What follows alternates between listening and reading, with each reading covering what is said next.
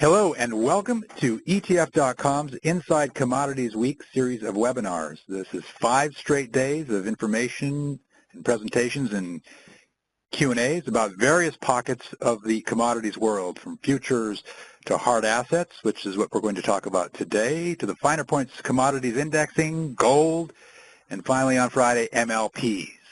Today's presentation is Unconventional Oil and Gas, Demystifying Fracking, and Understanding Global Opportunities. This is a complimentary ETF.com webinar courtesy of VanEck Global. I'm Ollie Ludwig, the managing editor of ETF.com, the leading authority on news and data about ETFs and the company behind Inside ETFs, the world's biggest ETF conference.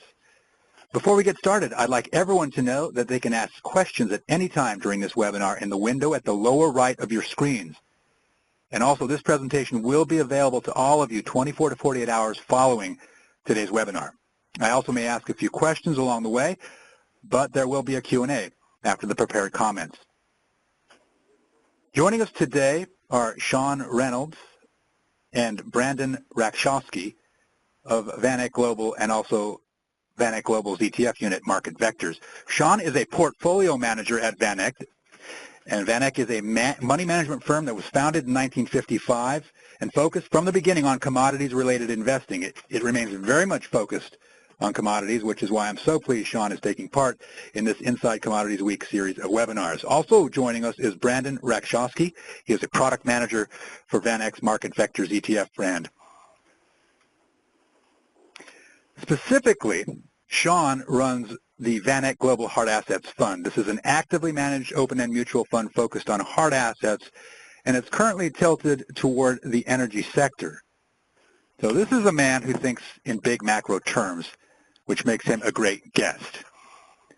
What I mean to suggest is that Sean's market view and ideas about alpha generation has taken the portfolio deep into the world of cutting-edge energy production, specifically hydraulic fracturing, and how that has affected the world in almost every sense. After all, it's no exaggeration that the fracking revolution of the past few years is perhaps the biggest reason crude oil prices have dropped so much in the past few years. Consider that crude output is now about 9 million barrels a day in the United States. That's up from 5.3 million in 2011, a mere 3 years ago. And a doubling of that daily output of 5.3 million is expected quite possibly by next year. For a bit of perspective, consider that the crude oil prices on the NYMEX exchange in New York are now just a little bit less than $75 a barrel. That compares with just south of 100 at the end of last year. And if you remember the summer before the wheels came off in the economy, prices of crude at that point were $147.50 a barrel. Again, we're going to look at fracking very closely, and as we do so, we'll talk about the active fund Sean manages, as well as 2 exchange-traded funds sponsored by Market Vectors, again, VanEck's ETF units. Those funds are the Global Hard Assets Fund. This is, again, an open-end mutual fund that trades under the symbol GHAAX, has about $760 million in assets under management. We'll also talk about the Market Vectors Oil Services ETF. This ETF trades under the symbol OIH, and it has $1.5 billion in assets. Additionally, last but not least, the Market Vectors Unconventional Oil and Gas ETF, the only one of its kind in the ETF market, and it trades under the wonderful ticker FRAC, F-R-A-K.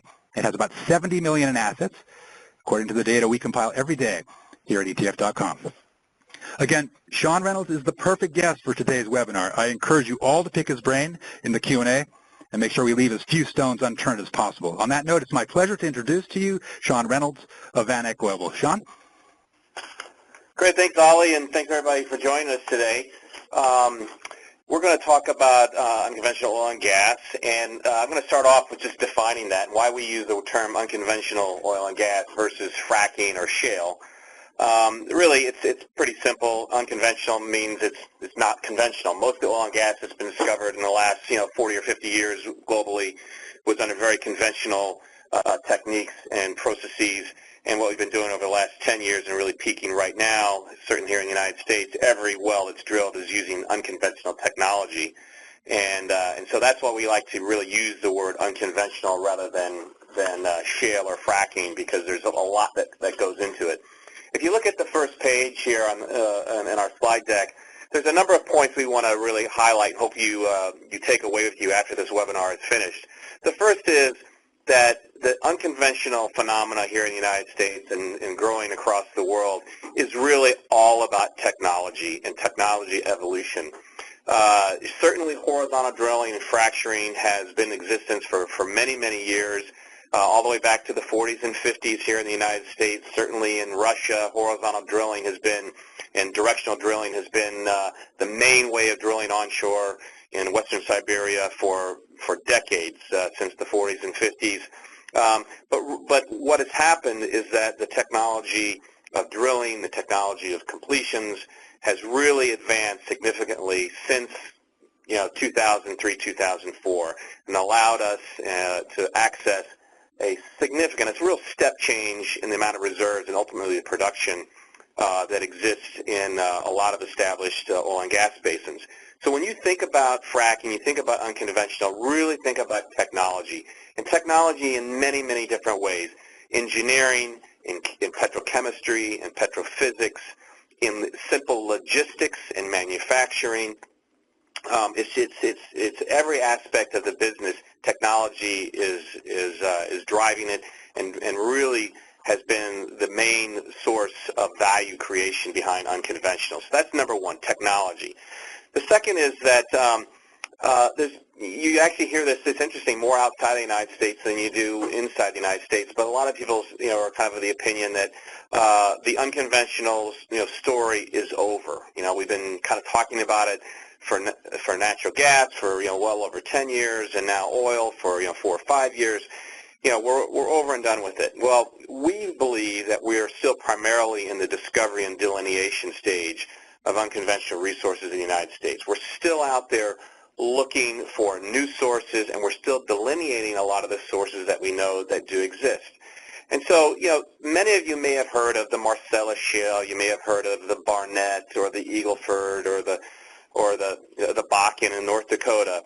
But, many of you probably have not heard yet about the Tuscaloosa Marine Shale or the Mississippi Lime or the Cleveland, Tonkawa, Marmaton. These are all things that are out there that are being tested and in the discovery phase.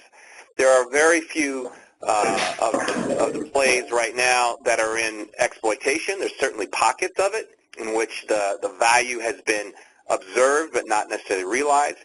But we're getting there. We're heading into the exploitation phase, but we're very much still in, as I say, in this discovery and delineation stage here in the United States, and certainly internationally, we are on the very, very beginning of this whole ball game. A lot of people kind of say, well, what inning are we in?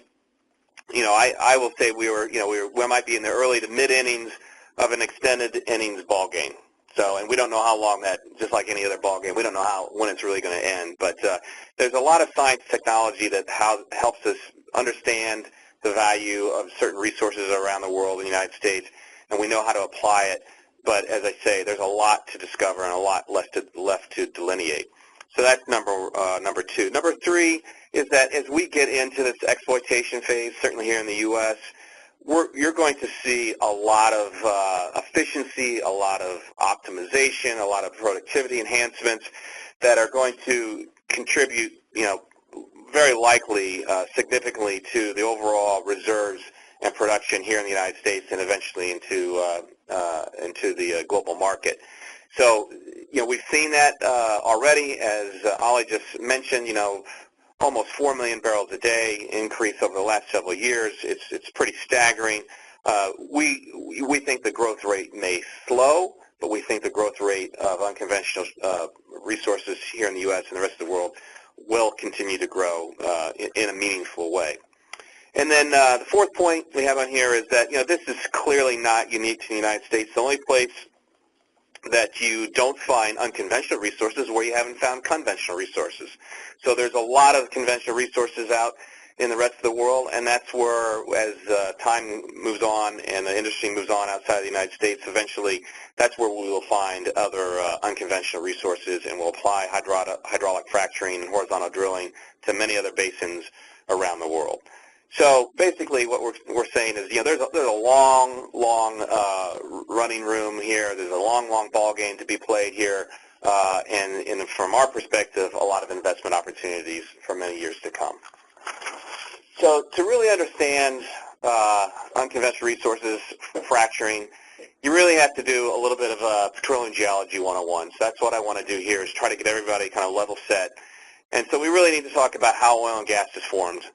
You go back hundreds of millions of years ago, Earth is covered in oceans, rich in marine organisms, microorganisms, and as those small marine organisms died and floated to the bottom, sunk to the bottom of the ocean, and built into very thick layers or strata of organic ooze.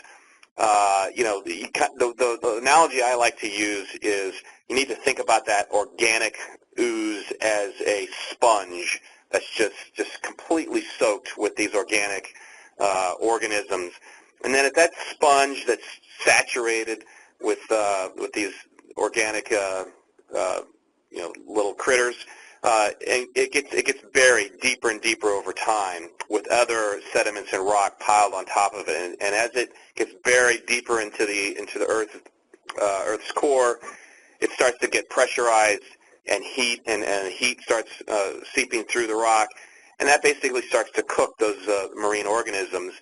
And as those marine organisms eventually start to melt, that turns into oil. If you heat it up a little bit more, just like water, it turns into steam, which turns into natural gas. So that's the real basics of how oil and gas is formed. But I want you to keep in mind this analogy of a sponge that's saturated with hydrocarbons. If you turn to the next page, this is really looking at the difference between conventional and unconventional. If you look at the kind of bottom of this figure where it says source rock, where oil and gas forms, that's our sponge. As that sponge, again, gets buried, melted, oil and gas is formed, and it gets squeezed, that oil and gas migrates through permeable rock formations that sit on top of it and eventually get trapped in a very discrete and very defined field. And that's a conventional field. And so if you think about it almost like a bowl that's upside down or some sort of vessel that's upside down that traps the oil and gas, that's what we just explored for many, many years. The way we drilled for those was basically using vertical wells. And so you either, you drilled the well and you found oil or gas, or you were off the structure, you were off the trap, and you drilled a dry hole.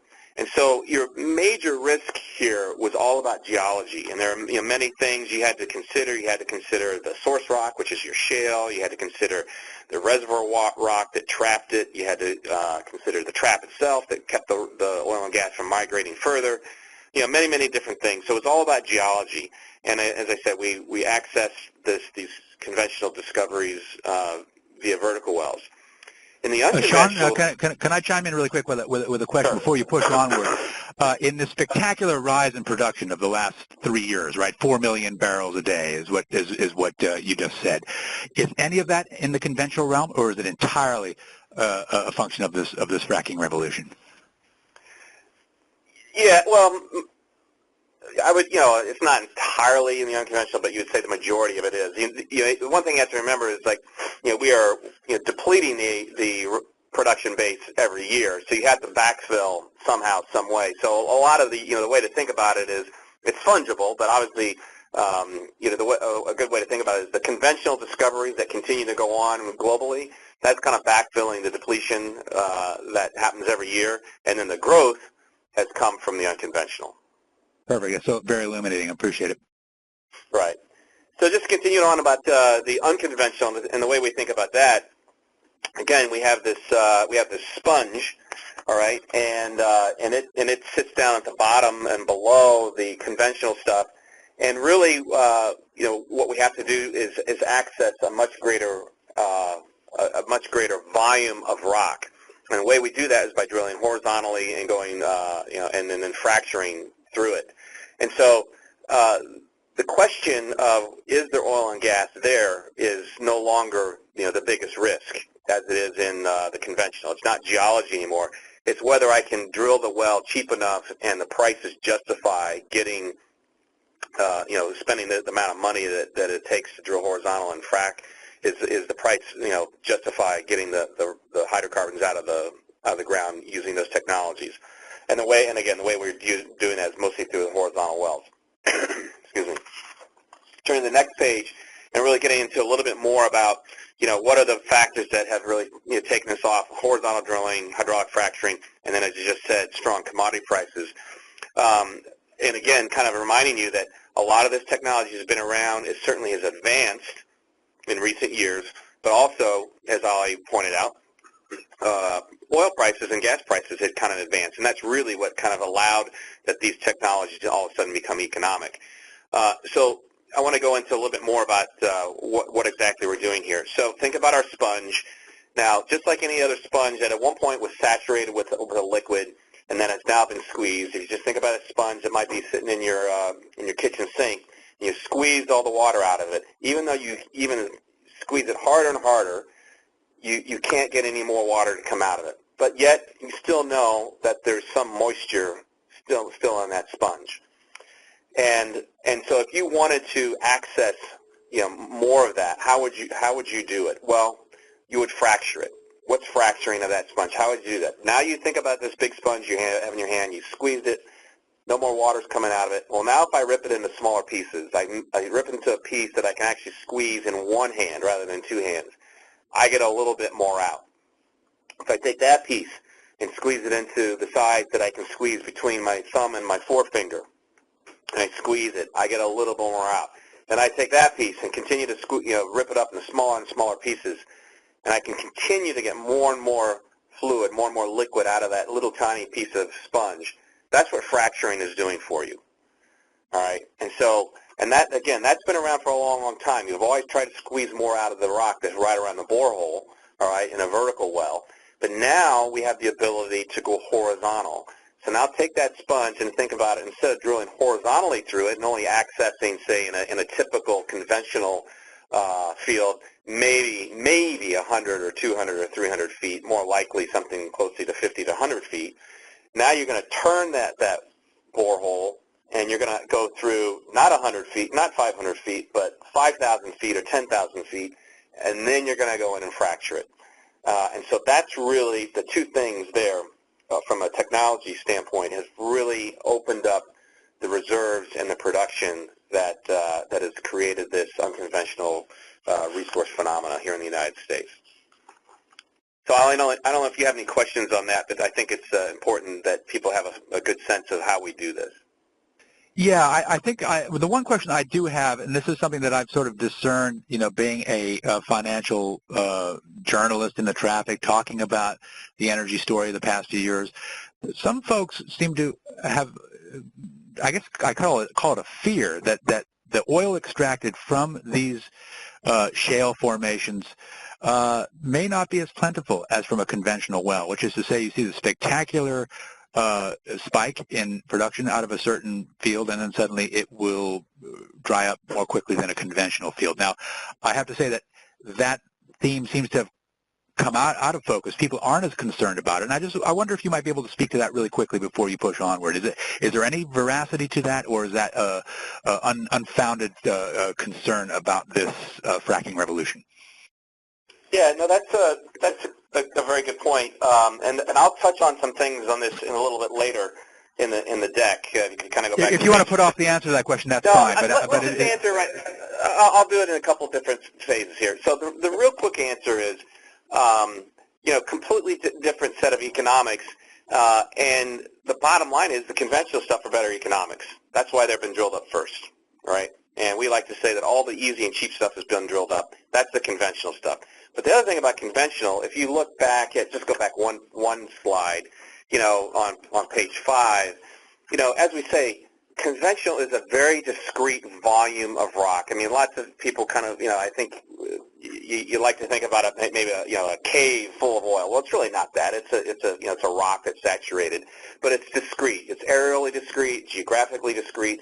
There's a limited amount, and as I say, you either find it or you don't. And once you do find it, you produce it until it's gone. All right, and so industry, a lot of things so you got gas sitting on oil sits on water, and it's all being driven, the pressure's being driven by the water underneath the oil and the gas. In an industry, when all of a sudden you see the water cut, the amount of water that you're producing in your well start to spike up, that means you're getting very, very close to the end of the life of that conventional field. Conventional fields typically have a life of anywhere from 7 to 15 years. And like just a rule of thumb would be say 9 to 10 years. So that's it. All right. So after 9 to 10 years, you're getting very, very little left out of that field. On the unconventional side, again, you think about the sponge that formed the bottom of an ocean for miles and miles around. You're going to be producing out of that sponge of that field for many, many years. And yes, the decline is fairly steep in the first couple of years, but then it flattens out and continues to produce for 20, 30, 40 years. Now, obviously, we don't know exactly, but there's a lot of physics and science that go in to tell you that these things are going to continue to produce. And as we'll get to some slides a little later, we'll show you how that, even though that decline is quick in the first couple of years, when you start stacking it all on top of each other, you actually get a lot of continued growth in production as long as you keep drilling. All right, so let's just kind of move on very quickly to page 7, and this just shows you how U.S. oil and gas, the shale revolution has kind of shaped our own energy production. You go back to 2005, and all the power generation in the United States, well, not all, 50% of the power generation came from coal. That's been transforming and switching over to natural gas. We have in 2013, you can see there it's 27% natural gas at the expense mostly of coal. And then a projection, and this is a projection, out to 2040, that 35% natural gas. So I can tell you that earlier this year and even late last year, we are already at 30 to 35% natural gas in terms of the energy mix here in the United States. So that's important for cost reasons as well as just for environmental reasons. Now let's talk about how U.S. oil production, unconventional oil production, has shaped or impacted the overall global market. And we'll touch a little bit on oil prices as well. The chart on the left shows you where global oil supply has gone since 2009. So from 2009 to 2014, it's increased about 7.6 million barrels. All right, and almost all of that has come from North America. North America being the U.S. and Canada. So almost 5 million barrels a day. You got a little bit out of Saudi Arabia, a little bit out of other OPEC. But the really important part here to note is that other non-OPEC and other non-North America basically is flat to shrunk a little tiny bit. So the really staggering part about that is over this time frame, oil prices have averaged well over $90 a barrel, and in recent years over $100 a barrel, and yet the rest of the world outside of OPEC and North America has been unable to grow their production. And you see that graphically in the chart on the right, where the blue bars on the far right is the U.S., and basically you're getting all your growth from the U.S. And very interestingly is those red bars, the former Soviet Union or Russia, they provided all the growth from kind of the mid-90s into the kind of mid-2000s, and then their production has fallen off, only to be made up by the U.S. So really over the last 20 years, it's only been Russia and the U.S. that's brought any production on. And as we know, with what's going on with sanctions and now with oil prices, we don't expect to see any kind of turnaround in Russia with regards to future production. So let's go on to where are we today? So we all understand unconventional resources. It's been great so far. It's brought on roughly 4 million barrels a day here in the United States. Is there any value left to be created? And as I said, I think there's a lot more to come. This is probably the most boring slide in the deck, but it's actually probably the most important because it really gets to how more and more value can be created. And it comes down to really two things. If you can access more of the rock, or if you can improve the efficiency and productivity of the well economics, that's how the value is going to be created. Accessing more rock can be as simple as just going out and acquiring more land. All right, that's kind of the brute force way of doing it. But then you can use technology to access more, subsurface stratigraphic layers. You can bring in your well spacing, so you're drilling them tighter and closer together, drilling longer, and this is really important, more accurate horizontal wells. And so if you can think about, if you're drilling horizontal, the drill bit is going to wander up and down and sideways. Sometimes it'll come out of that sponge, that very rich hydrocarbon shale. The more you can keep that drill bit in that zone and that layer, the more valuable it is. And it's a really interesting and fascinating engineering and physics technology that has evolved. And then fracturing, you can do more fracturing, put on bigger fracks. Some of you may know that when you actually fracture stuff, you inject hydraulically fluids, water, chemicals, and sand into the formation that cracks the rock.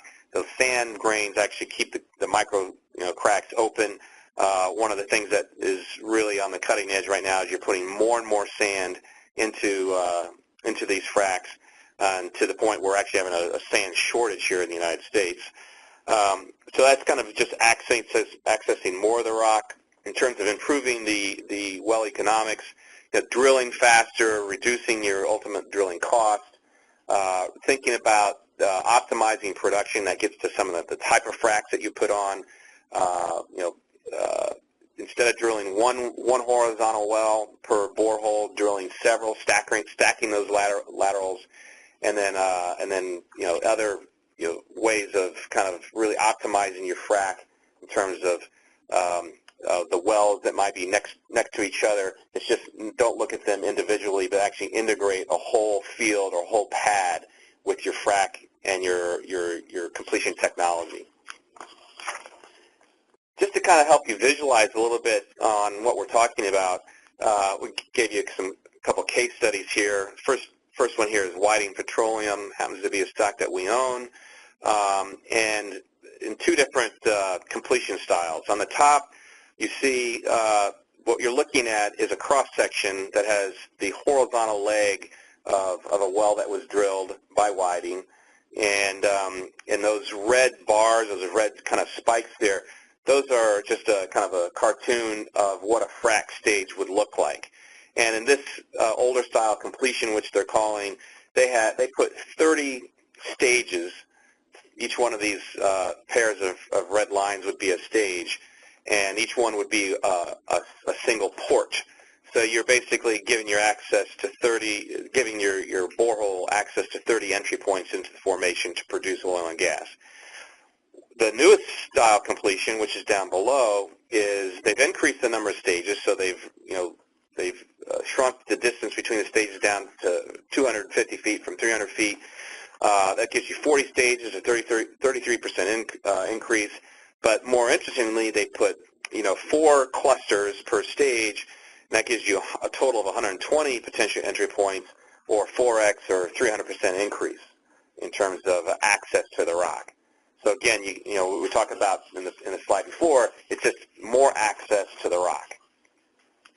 Quick question, Sean. Looking at this, that looks like what you're talking about is greater production and presumably a field that lasts longer, right? That is at a decent production level for a longer period of time because of the greater extraction from the formation, right? Yeah, absolutely. And the way we would put that. Just a quick follow-up, and you can answer both of them. Can you take the older technology and then update it with the newer technology in the very same formation, so that in effect you're extracting more from the very same place just by dint of the new application of technology? Oh yeah, absolutely. Because these are all kind of continuous and evolving science experiments. So certainly this older style completion and this newer style, this is the exact same formation. All right. So when they first started out. I can tell you, actually, when they first started out, they probably put 10 stages of fracks on this.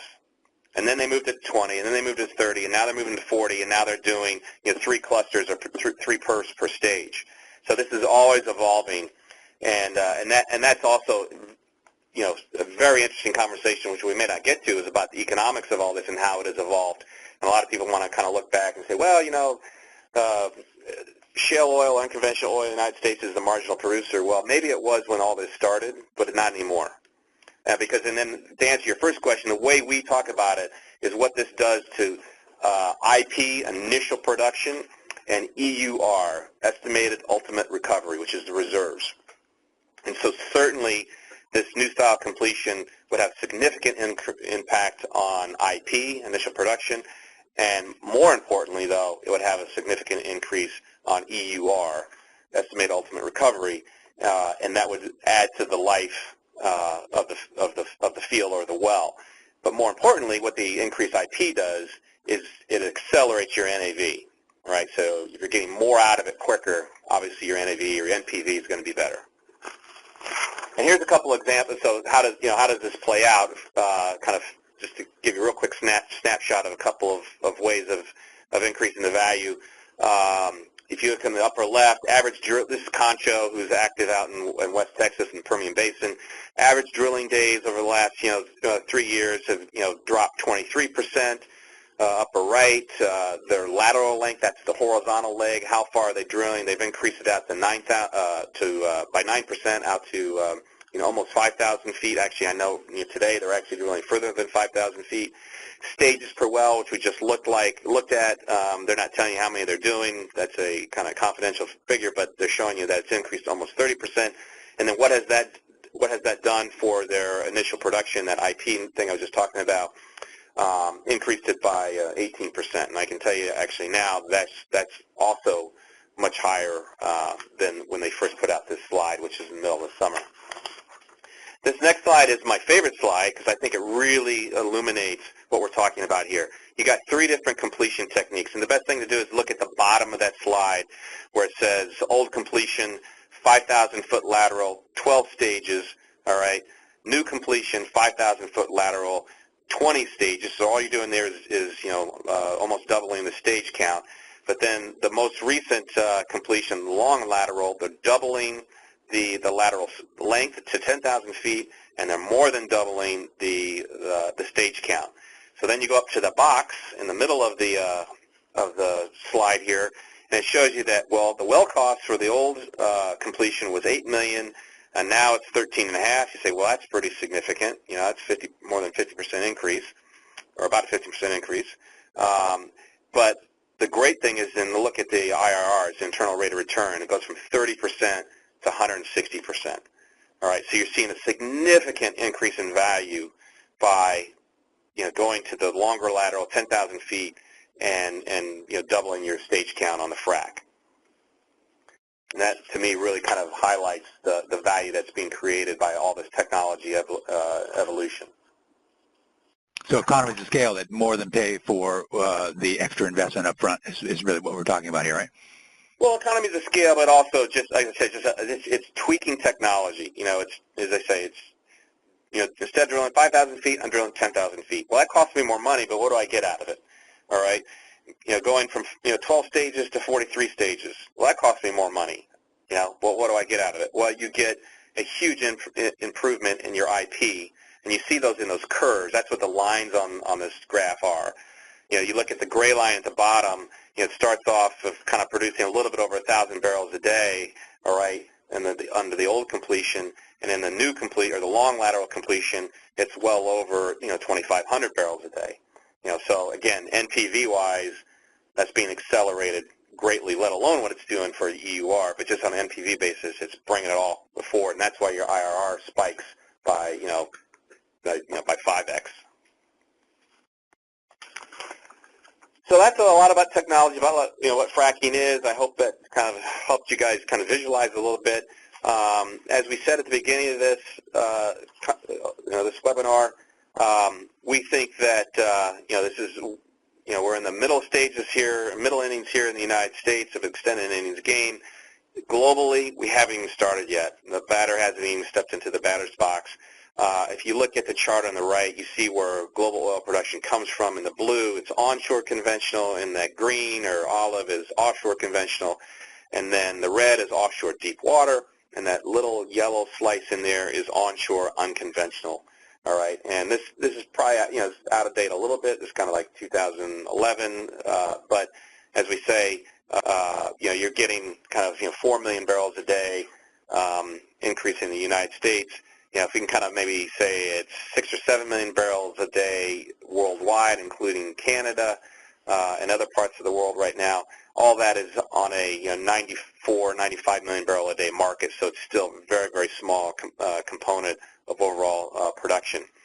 The map on the left shows you where the major unconventional gas resources are.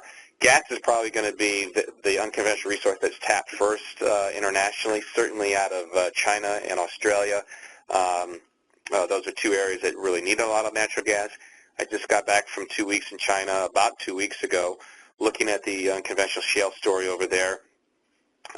Really went over there thinking that it was on the verge of taking off into the kind of same phase that that we did in 2004, 2005, because they announced a big world-class discovery last spring called Fuling, but kind of came back and realized that China's moving very, very slow, and we're not going to see a ton of resources come out of China. But nevertheless, this global phenomena will spread, and we're going to see Australia, Argentina, quite possibly South Africa. Certainly in Poland, we'll see more coming, and we just think there's, as I say, there's a lot more to come here with regards to the overall global view of unconventional oil and gas resources. Sean, just it could be my aging eyes here, but tell me about Mexico. I'm not getting a clear picture of what that means. Is that very prospective as well with regards to unconventional resources? Can't really tell from the map. Yeah, I mean, Mexico would probably rank up there about 5 or 6 in terms of this graph. I mean, there's lots of different maps and graphs, but Mexico's always kind of somewhere in the top 10 in terms of potential unconventional resources. But the great thing about Mexico, whereas in China and Australia, South Africa, even Colombia, you're still trying to figure out the overall geology and science and the best way to complete these things and use the technology, the best application of technology. In Mexico, it's clear that a lot of the plays that are in Texas, make their way into Mexico. Obviously, geology doesn't stop at the Rio Grande River. So things like the Eagle Ford and the West Texas Wolfcamp, clearly make their way into Mexico. The other thing with Mexico is, it has a very large, it did have a very large conventional production base, and as I said at the very beginning, I think it's obvious at this point, the way you find unconventional shale or unconventional resources is where there is a big conventional base, and Mexico has that. And the other great thing about Mexico is, and you probably all know this, is that they are deregulating their energy market in a very, very big way. It took a constitutional change about a year ago, but in 2015 you will see non-Mexican players drilling wells in Mexico and booking their own reserves and booking their own production, and that's really exciting. And we've been I'd like to ask a question about that in the Q&A, but yeah, I'm glad you mentioned that. Based on what you said just a moment ago, Sean, really quickly, the proximity of unconventional to conventional fields is an obvious geological way to find out if a particular province is going to be good for unconventional. Is it safe to say that you could actually, in some sense, turn a conventional oil field into a field that produces unconventionally just by cracking some of that formation and opening some of that sponge up, or is that completely off the mark here? No. In fact, a lot of what's going on in West Texas is exactly that. And that's why we kind of get away from shale, because it's not always shale. It's really the technology of horizontal drilling, fracturing. So if you think about a conventional deposit, there's part of it that is very porous, and and that's where the majority of the easy oil comes out of. But maybe you get to the edges of that rock, and the porosity and permeability starts to change, and oil and gas don't flow through it quite as easily. We can go to these edges, to the peripheries of a lot of these conventional fields, and drill horizontally through them and fracture them. The Sprayberry Formation in West Texas is a great example of that. Sprayberry is drilled today vertically and is done economically. Sprayberry has been drilled for years, for decades and decades. But now they're going in and say, well, wait a second, what if we go through and drill this horizontally and fracture the heck out of it? What does that do for the overall economics? And they're realizing very quickly that makes a heck of a lot more sense. That's really interesting. Thank you. Yeah. So just real quickly to touch on one of the things you brought up earlier, Ollie, and just, there are some issues to consider with regards to unconventional, and one of them was the depletion rate. This you saw on the curve before on page 12 when we talked about the Cimarex case study, how quickly these things decline, and this slide, page 14, gives you an idea of what we're talking about. If you look on the slide on the right, what we have here is a model that shows that there's one well drilled per year over on the left for 7 years. If you look at the first well that's drilled in year 1 in the brown bar, an average gas well, say, would come on at 20 million a day. That would decline, quite a bit, to say 8 million barrels a day in year 2, and then down to 5.5 million barrels a day in year 3. So you look at that and you're like, wow. So I've gone from 20 to 5 million barrels a day in 2 years. That's an incredible decline rate, all right? But then if you drill the second year, you drill one more well that comes on at 20 million a day. Well, now I'm at 28 million. So I've gone from year 1 to year 2 to 28 million. And then you stack up, year 3, and now you're at 33 million. And you can see how this thing grows over 7 years. And the reason we did it kind of micro fashion for 7 years on the left. But then if you look on the right, we did it over 44 years, 45 years, and you see it's not until you get out to kind of year 20-something that your growth rate really starts to flatten out. And in fact, the growth continues for another 20 years, but it's just much more meager. All right. Now, there's a lot of assumptions that go into this, but it basically shows you that as long as you continue to drill, as long as the resources are there, all right, that production will grow. And really, at the end of the day, we're not all that interested in, we don't really care as investors whether macro, the production grows. We just worry about the companies that we're investing in and whether they're drilling and growing and whether they're doing it economically. And in fact, most of the companies that we look at, they are, very much in kind of year, 3 or 4 of this kind of growth profile. And as I say, you can see here that there's a lot more to come from companies and even basins like that. The last slide we have in here is, and this is something that definitely needs to be considered and not ignored, and I know you all hear a lot about it, is the environmental issues. And there are a lot of environmental issues to consider, but our take, and I think the industry's take on that, is that this is an industrial process, just like any other industrial process anywhere else in the world, and it does need to be monitored, and it does need to be regulated. And this industry is certainly not averse to regulation. There's plenty of regulation out there. They just want it to be reasonable and rational, just like any other industry. I think there's a lot of things to consider here, but the one that tends to get kind of the hyperbole around it is the risk to groundwater contamination via fracking. And this is the one that we really want to dispel, because while there are risks out there, and a lot of it has to do with water access, water treatment, water handling, the idea of fracking into an aquifer, into groundwater, is fairly ridiculous and certainly a scare tactic that's used by kind of anti-fracking groups. And this fairly complicated chart here really points to this. And if you spend some time looking at it, I think you'll see what we're talking about.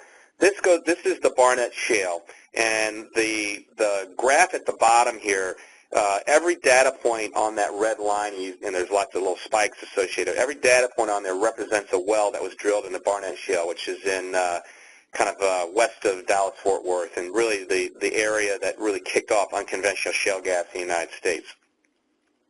Each one of those wells has a fracture profile, which is those spikes, and it shows you kind of how far the fracture has extended into the rock, one direction or another. I can tell you that where you see the big spikes that go maybe a couple thousand feet, those are probably associated or undoubtedly associated with natural fractures within the rock already. So it's not actually, it's physically impossible to fracture vertically 2,000 feet without some kind of help from Mother Nature in there. What you see clearly is most of the data points are somewhere on the order of 200 to 300 feet. And then you look at the top there in those blue bars. Those are the depths of the aquifer where it sits relative to the well that's being drilled. And as you can also see, that really the closest that one of these wells that's been fracked ever gets to the aquifer is several thousand feet. And certainly in the deepest wells, which also happen to be the most recent wells, you're talking about 6,000 or 7,000 feet. So this idea of groundwater contamination is really ridiculous, and we want to dispel that. But I don't want to say, there's not stuff to be worried about out there. And in actual fact, water treatment, water recycling, that's a part of the industry that's really evolving rapidly and something that we're following very closely. And while there aren't any great, very obvious investment opportunities that exist today on that, that is the holy grail with regards to kind of water handling in the oil and gas industry. And somebody will come up with that technology, and we feel that we have a very good handle on which way that's going. We hope to be there once that technology really makes it to the market.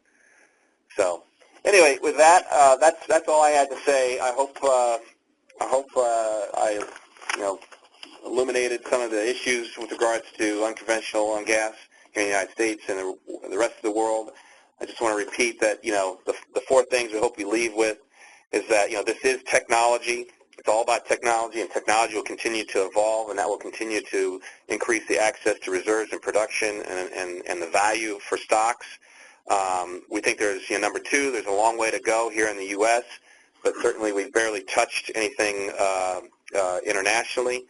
Part of being, number three, part of finding a lot more value here in the U.S. is really looking at, all those different technologies that we showed you some case studies on.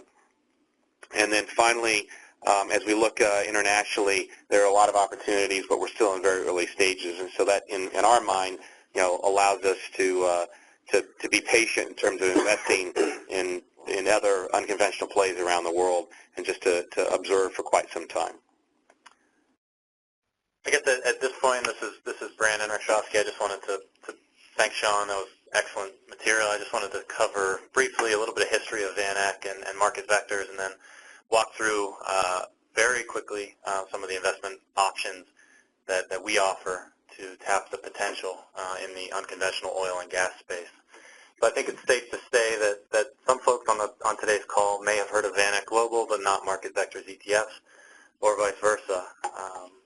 So I'd like to take a moment and give you a little bit of a brief history on both. So VanEck Global was founded in 1955 by John VanEck. At the time, the firm was one of the first to offer an international equity mutual fund. Fast forward to 1968, when John VanEck felt that worldwide inflation would lead to attractive growth prospects for gold miners. Mr. VanEck repositioned the portfolio, creating the United States' first gold equity fund. The VanEck International Investors Gold Fund remains open to investors to this day. In the 90s, VanEck Global strengthened its focus on commodity equities by launching in 1994 the first long-only hard assets fund, VanEck Global Hard Assets Fund, which we'll touch on in a moment. Then in 2006, VanEck Global entered the ETF market under the Market Vectors ETFs brand by launching the first gold miners ETF, GDX. Our current ETF lineup reflects our long history in the commodities equity space. Market Vectors ETF offers 12 hard assets ETFs that represent commodity producers across the metals, agriculture, and traditional and alternative energy segments. Some tickers you all may be familiar with: MOO, our agribusiness ETF, OIH, which we'll briefly mention in a moment, and other energy exposures such as alternative energy, GEX.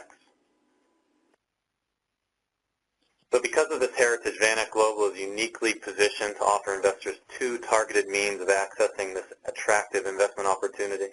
Our VanEck Global Hard Assets Fund, which just this month celebrated its 20th anniversary, provides investors with actively managed exposure to the hard asset space with an ongoing focus on the unconventional energy theme. For passive broad market exposure, Market Vectors ETF offers its unconventional oil and gas ETF, FRAC, which tracks a distinct rules-based index designed to provide exposure to the unconventional energy segment. As I mentioned, mentioned, the Global Hard Assets Mutual Fund has a 20-year track record and offers a focused portfolio of commodity equities spanning various hard asset segments. One of the distinguishing characteristics of the fund is its investment team. Led by Sean Reynolds and Charlie Cameron, the team of 13 features experience and diversity with over 250 years of combined industry experience and backgrounds ranging from engineering to geology. The team has been in tune with the unconventional energy developments for several years, and it remains a major theme for the fund. As of September 30th, I'll correct you, Oli, from earlier. I think you were just looking at the A share class perhaps, but the fund has actually over $4 billion in assets at the end of September. Correct. Yeah, I apologize for the error. That's the A shares. Oh, no problem. Thank you. No problem. So Market Vector's unconventional oil and gas ETF, FRAC, tracks the Market Vector's Global Unconventional Oil and Gas Index. The index was designed by Market Vector's Index Solutions out of Frankfurt, Germany, to represent this dynamic segment of the energy market. The index is pure play, which means that in order to qualify for inclusion in the index, a company must derive the majority or over 50% of its revenue from the unconventional oil and gas segment, broadly defined as coal bed methane, coal, steam gas, shale oil, shale gas, tight natural gas, tight oil, and tight sands. FRAC, which launched in 2012, is that right? Yeah, 2012, has an expense ratio of 54 basis points and trades throughout the day on the New York Stock Exchange ARCA. Not pictured without a slide is also OIH, our oil services ETF, which offers exposure to the 25 largest, most liquid oil services companies.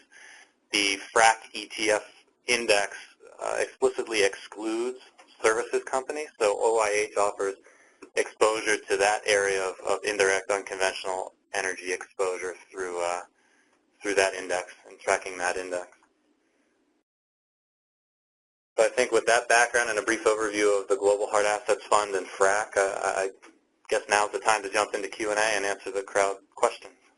That's great. Thank you very much, gentlemen. Definitely some good questions here. Again, apologies about the AUM. Again, over $4 billion. I had quoted the A shares class, which was somewhere in the order of what, $760 billion. I'm not looking at my cheat sheet right now, but again, apologies. A fair amount of questions here about the downward direction of prices in recent months, years, certainly. What are the potential effects of that, Sean? And when do these low oil prices start impacting capital expenditures and exploration and production plans seriously enough for maybe even some shut-ins, which has occurred in the gas realm in the past few years? Yeah. Well, oil prices affect two things. It affects the returns you get, off of drilling a well, which, obviously you have to look longer term. Then it also affects cash flow. Most of the unconventional oil plays in the United States are still quite economic and certainly break even at current prices. And as I think I pointed out, that break even number continues to decline as technology continues to increase the productivity and efficiency and overall value, net present value of these of a lot of these plays. As I might have mentioned, a 10% reduction in well costs tends to, on a very, very broad basis, 10% reduction in well costs would lower the break-even economics by about $5 a barrel. So there's and a lot of that has changed even since the beginning of the year. I can look at things like, the Bakken in North Dakota, and the Bakken is kind of, a lot of these plays are broken up from the sweet spot to the periphery, and so we call them Tier 1, Tier 2, Tier 3. If you go back and look at the Bakken at the beginning of the year, or even back in 2012, when we got oil prices down to about here, the Bakken Tier 3, so that's the stuff that's the least economic, the most marginal, every rig was laid down. There was no drilling done whatsoever. And even at the beginning of the year, when we were up around 100, a lot of the Bakken Tier 3 stuff, while it was economic, it wasn't nearly as attractive as a lot of other areas, and so capital was being directed away. Well, now you fast forward here just now, 10, 11 months, and the Bakken Tier 3 is probably economic down to $65. And when I say economic, it means they're basically making their cost of capital. So, there's obviously a cost curve. There's some areas, the Eagle Ford, Bakken Tier 1, Wolfcamp and Tier 1 out in West Texas that need something like 30 or 40 or 45. And then there's some stuff, as I might have mentioned earlier, the Tuscaloosa Marine Shale, which is in the kind of discovery phase. It's probably not economic right now. So, that's really, kind of the way we look at it. And obviously what we're trying to do from an investment perspective is find those guys who are on the lower end of the cost curve. Right, yeah, and on a micro level, picking stocks or the performance of an entire portfolio, like the one that is put together on a rules-based basis, like in frack, what does this downward pressure on hydrocarbon prices do to the price of a stock or an entire portfolio, if you were to generalize? Well, it's not good. Yeah, I thought you might say that. There's another round of questions coming in here. I'm kind of hustling it along because we are coming close to the end of our hour, and I really want to get the most out of your presence here, Sean. China, there seems to be a number of questions here about China. You did mention briefly that you had expected a lot when you were there. It didn't quite materialize, but can you drill down a little bit there and talk about China relative to the U.S. and where companies, big ones in the space of developing energy resources, Schlumberger is mentioned specifically in one of the questions. Where do they stand in China? Can you get a little more detail on what your disappointment was about Japan or China, or rather your surprise that after you came home 2 weeks ago? Yeah, well, there's a lot into the China question, but the simple thing is, China has a desperate imperative that we're all very aware of, which is related to the environment. All right, if you spent any time over there, it's absolutely dire, and it's getting worse and worse every year that goes by. And so the easiest and most obvious way to address this is to switch from coal to natural gas for China. And it is part of the most recent government's 12th five-year plan, is to put a significant amount of energy away from coal into natural gas. And one of the ways they're going to do that is through shale gas. And in fact, there are requirements out there from the government, central government, to the state-owned enterprises, Sinopec and PetroChina, mandating how much shale gas they need to produce. Well, even though we think of them as communist or state-owned, state-run, they are allocators of capital. I mean, and so at the end of the day, they look at the shale plays that they have and say, wow, that's kind of expensive, or that's kind of hard, and I don't have the technology. And the way I have to get the technology is I have to go to Schlumberger or Halliburton. And that's embarrassing because, we should have that technology.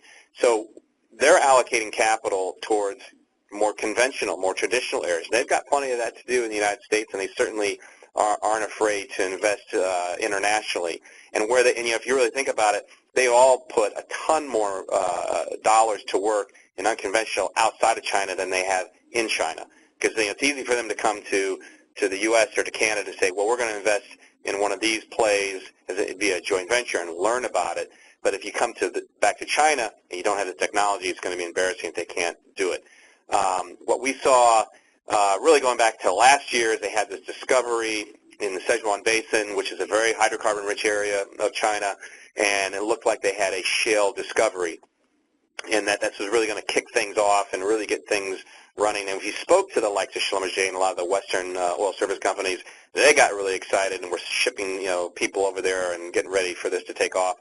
When I was just there, it was very clear to me what I just said is that they're going to do, the state-owned enterprises, PetroChina and Sinopec, are going to do the least amount that they can. They're going to hit their quotas, but it's going to be minimal, and they're not going to really take it any further than that. And I would even go as far as to say that, they may call some things shale or unconventional that, well, let's put that in quotes because it may not really be what we think of it. And again, I think it simply comes down to they've got easier things to do than to go after this. Now, the other parts of the world, they don't, in Argentina, Poland, and Australia, there's an economic incentive to do it, and I think you'll see it. And there was a question about Russia. Obviously, a huge oil presence kind of carried the can, if you will, throughout the 90s and the early part of the new century/millennium. What's the potential there? You didn't really touch on that. And slide 13 is referenced specifically in this question. What is the potentiality there in Russia? All other things off the table for a moment because it's a terribly complex place for sure. Yeah.